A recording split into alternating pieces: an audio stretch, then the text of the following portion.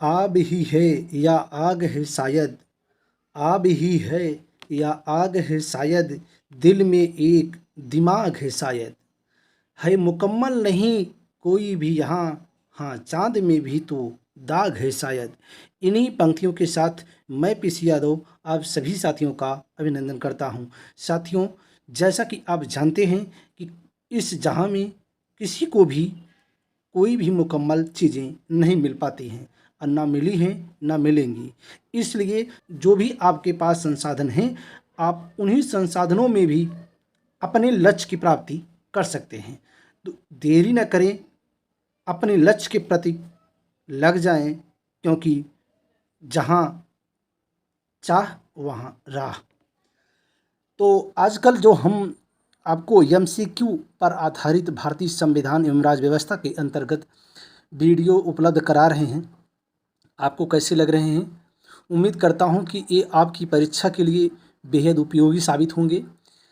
जो भी प्रश्न आपको हम प्रोवाइड करा रहे हैं एमसीक्यू आधारित, ये पिछली परीक्षाओं में पूछे गए प्रश्न हैं, तो इसलिए इन प्रश्नों को आप गंभीरता से सुनें, देखें और अपनी तैयारी को बेहतरीन से बेहतरीन मुकाम पर पहुंचाएं।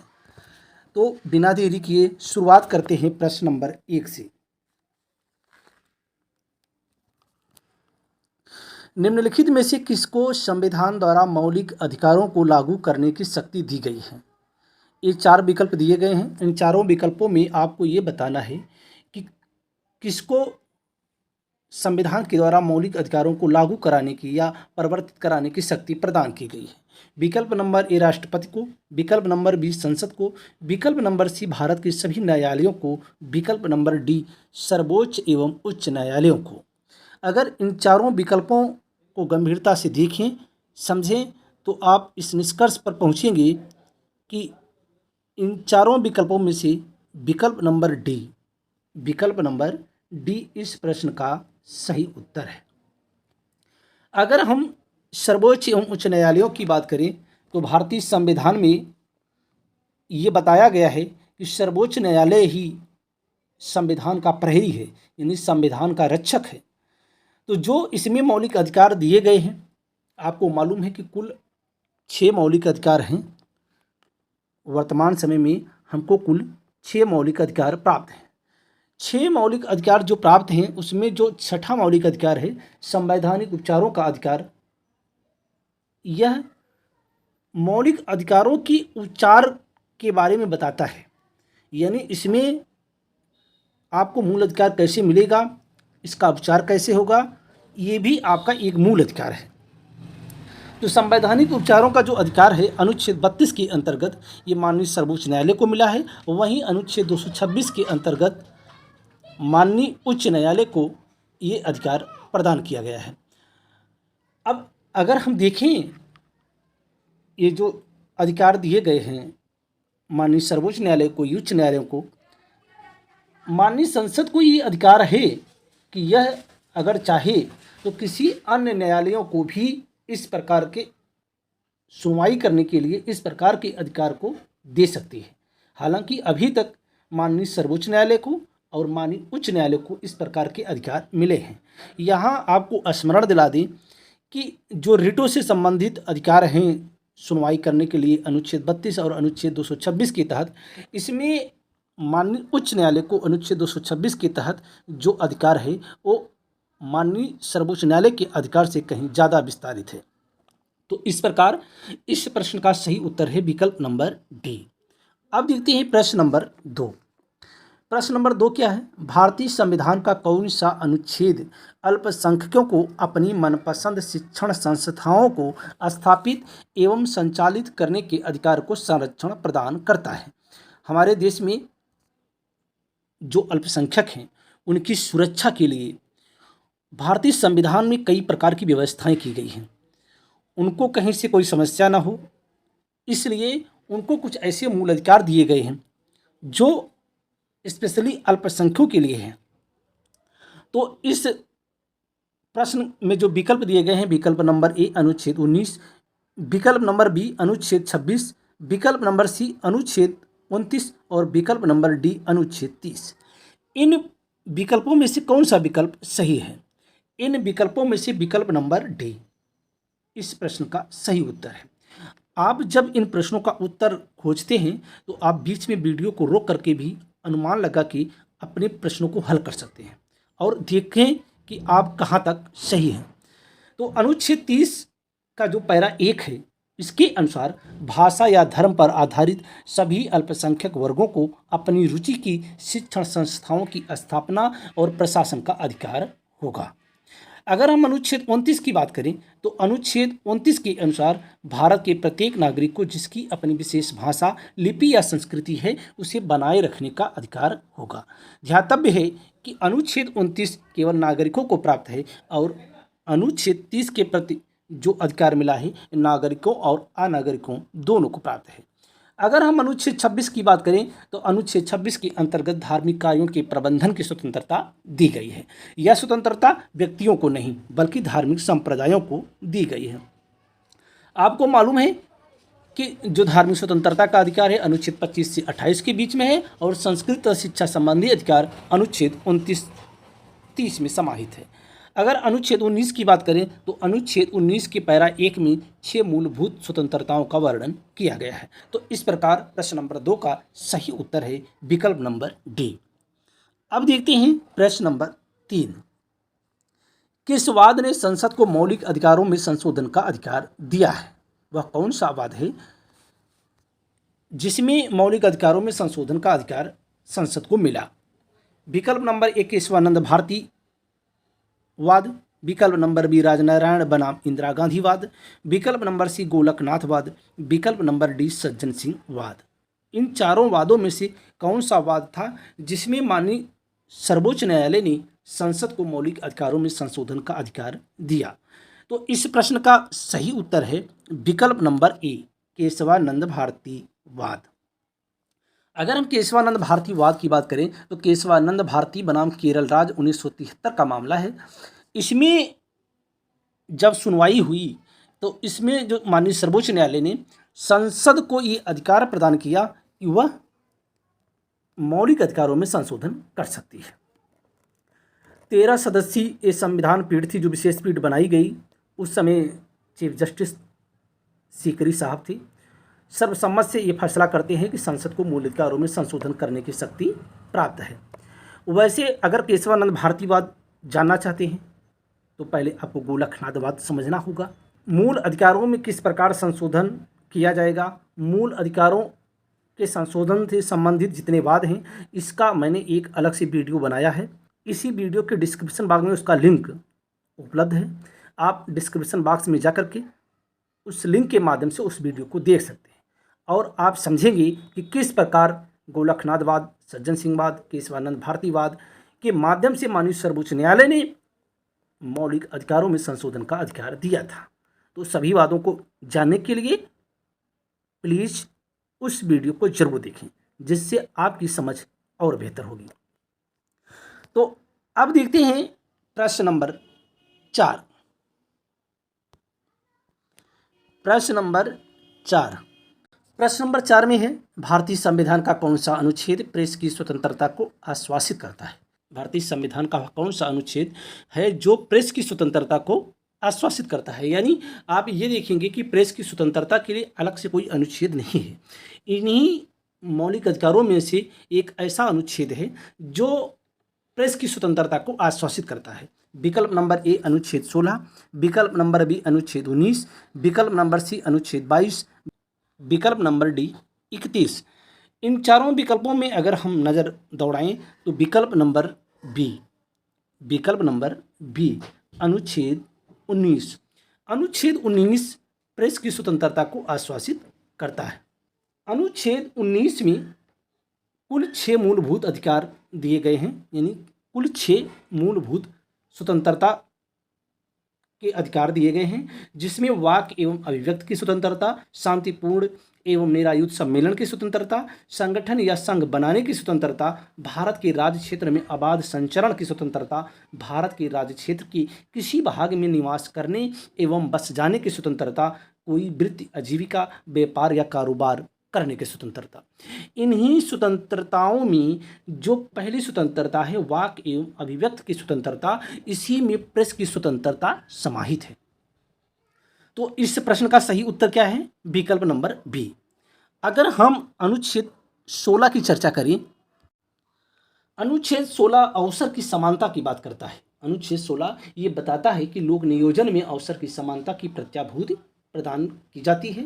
अनुच्छेद 16(1) और 16(2) में अवसर की समानता के सामान्य सिद्धांत का उल्लेख किया गया है।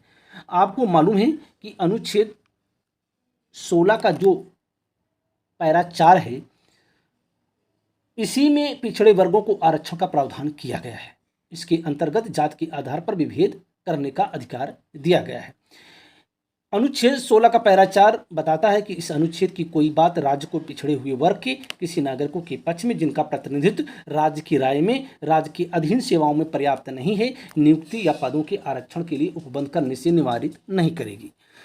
यही अनुच्छेद 16 ही है, अनुच्छेद 16 का पैरा 4 है, जो ये बताता है कि जो लोक सेवाएं हैं, जो सार्वजनिक सेवाएं हैं, सरकारी नौकरियां हैं, वहाँ पर आरक्षण कैसे दिया जा सकता है। तो अगर अनुच्छेद हम 22 की बात करें, अनुच्छेद 22 गिरफ्तार किए गए व्यक्तियों के अधिकार और स्वतंत्रता से संबंधित है। इसमें कोई व्यक्ति जब गिरफ्तार होता है या निरोध के तहत गिरफ्तार होता है, उसको किस प्रकार के अधिकार हैं, कितने घंटे के अंदर उसको मजिस्ट्रेट के सामने खड़ा किया जा सकता है, मजिस्ट्रेट के सामने बयान लिया जा सकता है, आदि की चर्चा अनुच्छेद 22 में की गई है। अगर हम अनुच्छेद 31 की चर्चा करें तो अनुच्छेद जो 31 है, यही संपत्ति का मूल अधिकार होता था, किंतु 44वें संविधान संशोधन अधिनियम 1978 के द्वारा अनुच्छेद 31 को निरस्त कर दिया गया, यानी संपत्ति का जो अधिकार मौलिक अधिकार था उसको हटा दिया गया। अब यह संपत्ति का अधिकार अनुच्छेद 300 का जो भाग 12 में है उसके तहत रख दिया गया है। अब यह अधिकार विधिक अधिकार की श्रेणी में आता है। तो इस प्रकार प्रश्न नंबर 4 का सही विकल्प है विकल्प बी, अनुच्छेद 19। अब आगे देखते हैं प्रश्न नंबर 5। 6 वर्ष की आयु से 14 वर्ष की आयु के सभी बच्चों को शिक्षा का अधिकार। विकल्प नंबर ए राज्य के नीति निर्देशक सिद्धांतों में सम्मिलित है। विकल्प नंबर बी मूल अधिकार है। विकल्प नंबर सी सांविधिक अधिकार है। विकल्प नंबर डी उपरोक्त में से कोई नहीं। अगर हम प्रश्न नंबर 5 की चर्चा करें तो इसमें जो विकल्प दिए गए हैं, इन विकल्पों में से विकल्प नंबर बी इस प्रश्न का सही उत्तर है। जो 6 वर्ष से लेकर के 14 वर्ष की आयु के बच्चे हैं, इनको शिक्षा का अधिकार एक मूल अधिकार के रूप में दिया गया है। आपको मालूम है कि 86वें संविधान संशोधन अधिनियम 2002 के द्वारा अनुच्छेद 21 के पैरा का में शिक्षा के अधिकार को मौलिक अधिकार का दर्जा प्रदान किया गया है। अनुच्छेद 21 के पैरा का के अनुसार राज्य 6 से 14 वर्ष की आयु के सभी बालकों के लिए निःशुल्क और अनिवार्य शिक्षा का उपबंध करेगा और यह अधिकार 1 अप्रैल 2010 से प्रभावी किया गया है। अगर राज्य के नीति निर्देशक सिद्धांतों की बात करें तो राज्य के नीति निर्देशक सिद्धांतों में 6 वर्ष से 14 वर्ष की आयु के बच्चों के अभिभावकों को यह कर्तव्य आरोपित किया गया है कि वे अपने बच्चों का नामांकन कराएं, पढ़ाएं, क्योंकि जो फ्री एजुकेशन है, मुफ्त शिक्षा है, उसका वो सदुपयोग करें। तो इस प्रकार प्रश्न नंबर 5 का सही उत्तर है विकल्प नंबर बी। अब देखते हैं प्रश्न नंबर 6। डॉक्टर भीमराव अंबेडकर ने निम्नलिखित मौलिक अधिकारों में से किसे संविधान का हृदय एवं आत्मा कहा था। प्रश्न नंबर 6 को अगर देखें तो डॉक्टर BR अम्बेडकर जो भारतीय संविधान के हमारे निर्माता माने जाते हैं, उन्होंने मौलिक अधिकारों में से कौन सा मौलिक अधिकार था जिसको संविधान का हृदय एवं आत्मा कहा था। विकल्प नंबर ए समानता का अधिकार, विकल्प नंबर बी स्वतंत्रता का अधिकार, विकल्प नंबर सी धार्मिक स्वतंत्रता का अधिकार, विकल्प नंबर डी संवैधानिक उपचारों का अधिकार। इन चारों विकल्पों में से देखें तो विकल्प नंबर डी इस प्रश्न का सही उत्तर है, संवैधानिक उपचारों का अधिकार। ये प्रश्न कई बार पूछा गया है, ये पूछा ही जाता है, तो इस प्रश्न को आप गंभीरता से समझें कि डॉक्टर भीमराव अंबेडकर ने संवैधानिक उपचारों का अधिकार जो अनुच्छेद 32 के तहत प्रदान किया गया है उसको संविधान का हृदय एवं आत्मा कहा था। अब देखते हैं प्रश्न नंबर 7। भारतीय संविधान निम्न में से कौन सा अधिकार प्रदान नहीं करता है? भारतीय संविधान निम्नलिखित में से कौन सा ऐसा अधिकार है जो हमें प्रदान नहीं करता है? विकल्प नंबर ए समान आवास का अधिकार, विकल्प नंबर बी समानता का अधिकार, विकल्प नंबर सी धर्म पालन करने का अधिकार, विकल्प नंबर डी स्वतंत्रता का अधिकार। इन चारों विकल्पों में से कौन सा विकल्प सही है? अगर इन विकल्पों की चर्चा करें तो विकल्प नंबर ए इस प्रश्न का सही उत्तर है, यानी समान आवास का अधिकार जैसा अधिकार भारतीय संविधान नहीं देता है। भारतीय संविधान नागरिकों को अपनी समान आवास का अधिकार नहीं प्रदान करता है। बाकी समानता का अधिकार, धर्म पालन का अधिकार, स्वतंत्रता का अधिकार ये मूल अधिकार के रूप में है जिसको भारतीय संविधान अपने नागरिकों को प्रदान करता है। तो इस प्रकार प्रश्न नंबर 7 का सही उत्तर है विकल्प नंबर ए। अब देखते हैं प्रश्न नंबर 8। मौलिक अधिकार हैं, मौलिक अधिकार क्या हैं? विकल्प नंबर ए वाद योग्य हैं, विकल्प नंबर बी अवाद योग्य हैं, विकल्प नंबर सी लचीले हैं, विकल्प नंबर डी कठोर है। इस प्रश्न का सही उत्तर क्या होगा? अगर विकल्पों को नज़र से देखें, विकल्पों को अपनी नज़र से देखें तो विकल्प नंबर ए, विकल्प नंबर ए इस प्रश्न का सही उत्तर है।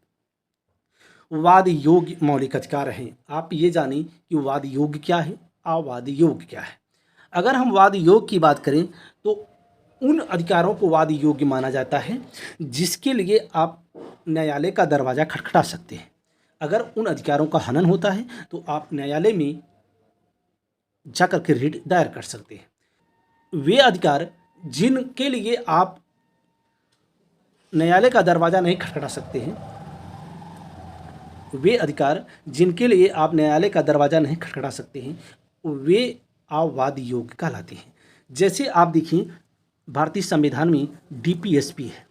क्या है? डीपीएसपी, राज्य के नीति निर्देशक सिद्धांत जो हैं उसमें जो भी दिए गए हैं, जो भी व्यवस्थाएं की गई हैं उसके लिए राज्य बाध्य नहीं है। राज्य का कर्तव्य तो है पर राज्य बाध्य नहीं है। अब देखते हैं प्रश्न नंबर 9। संविधान का कौन सा अनुच्छेद दोष सिद्ध के संबंध में अभियुक्तों को दोहरे दंड एवं स्व अभिशंसन से संरक्षण प्रदान करता है? वह कौन सा अनुच्छेद है जो दोष सिद्ध के संबंध में अभियुक्तों को दोहरे दंड एवं स्व अभिशंसन से संरक्षण प्रदान करता है? विकल्प नंबर ए अनुच्छेद 19, विकल्प नंबर बी अनुच्छेद 22, विकल्प नंबर सी अनुच्छेद 21 और विकल्प नंबर डी अनुच्छेद 20। इन सभी विकल्पों पर अगर देखें, नज़र दौड़ाएं तो विकल्प नंबर डी, विकल्प नंबर डी इस प्रश्न का सही उत्तर है। विकल्प नंबर डी अनुच्छेद 20 अभियुक्तों को दोहरे दंड एवं स्व अभिशंसन से संरक्षण प्रदान करता है। अनुच्छेद 20 के तहत कुल 3 प्रकार के संरक्षण प्रदान किए गए हैं। अनुच्छेद 20 का पैरा 1 उसके तहत कार्योत्तर विधियों से संरक्षण है। अनुच्छेद 20 का पैरा 2 इसमें दोहरे दंड से संरक्षण है और अनुच्छेद 20 का पैरा 3 आत्म अभिशंसन से संरक्षण प्रदान करता है। तो इस प्रकार आप देखिए तो प्रश्न नंबर 9 का सही उत्तर है विकल्प नंबर डी। अनुच्छेद 19 जानते ही हैं, ये स्वतंत्रता का अधिकार है। अनुच्छेद 22 गिरफ्तारी और निरोध से संरक्षण प्रदान करता है। अनुच्छेद 21 प्राण एवं दैहिक स्वतंत्रता की बात करता है। तो अब देखते हैं प्रश्न नंबर 10 और इस वीडियो का ये अंतिम प्रश्न है। भारतीय संविधान की प्रस्तावना में प्रयुक्त समाजवाद शब्द को निम्नलिखित किस अनुच्छेदों के साथ मिलाकर पढ़ने से सर्वोच्च न्यायालय को समान कार्य के लिए समान वेतन को मौलिक अधिकार परिभाषित करने की शक्ति प्राप्त हुई है? आपको मालूम है कि समान कार्य के लिए समान वेतन जैसा कोई मौलिक अधिकार भारतीय संविधान में वर्णित नहीं है। लेकिन माननीय सर्वोच्च न्यायालय ने कई प्रकार के वादों को सुनते हुए समय समय पर कुछ डिसीजन दिए हैं। उसमें जो निर्णय दिया है उस निर्णय में वह कौन सा अनुच्छेद या अनुच्छेद हैं जिनको मिलाकर पढ़ने से समान कार्य के लिए समान वेतन मौलिक अधिकार के रूप में परिभाषित करता है। अनुच्छेद 14 विकल्प नंबर बी अनुच्छेद 14 तथा 15, विकल्प नंबर सी अनुच्छेद 14, 15 तथा 16, विकल्प डी अनुच्छेद 14 तथा 16। अगर इन सभी विकल्पों पर गौर फरमाएं तो विकल्प नंबर डी अनुच्छेद 14 तथा 16 ये दोनों अनुच्छेदों को मिला करके अगर पढ़ा जाए तो समान कार्य के लिए समान वेतन की बात स्पष्ट होती है। अनुच्छेद 14 जहां समानता के अधिकार की बात करता है, समता के अधिकार की बात करता है, वहीं अनुच्छेद 16 अवसर की समानता की बात करता है। तो समानता का अधिकार और अवसर की समानता का अधिकार दोनों को मिला करके अगर पढ़ा जाएगा तो समान कार्य के लिए समान वेतन जैसा मौलिक अधिकार परिलक्षित होता है, दिखाई देता है। तो इस प्रकार प्रश्न नंबर 10 का सही उत्तर है विकल्प नंबर डी। तो जो ये हमारी सीरीज जो हमारी यात्रा चल रही है ये कैसी लग रही है, ये हमारा प्रयास है कि आपको एमसीक्यू आधारित प्रश्नों की सीरीज ऐसे ही मुहैया कराएं। प्रत्येक प्रश्नों का हम सूक्ष्म विश्लेषण करते हैं जो आपके लिए बहुत ही आवश्यक है। आपकी तैयारी में अगर कुछ हिस्सा इस वीडियो का समाहित हो जाता है या आपकी तैयारी में हमारे द्वारा जो प्रोवाइड कराया जा रहा कंटेंट है कहीं से भी आपकी सफलता में अपनी भूमिका निर्वहन करता है तो ये सौभाग्य की बात होगी। इसी के साथ ये वीडियो यहीं पर समाप्त होता है। अगली बार एक नए टॉपिक के साथ पुनः उपस्थित होऊंगा। तब तक के लिए जय हिंद, जय भारत।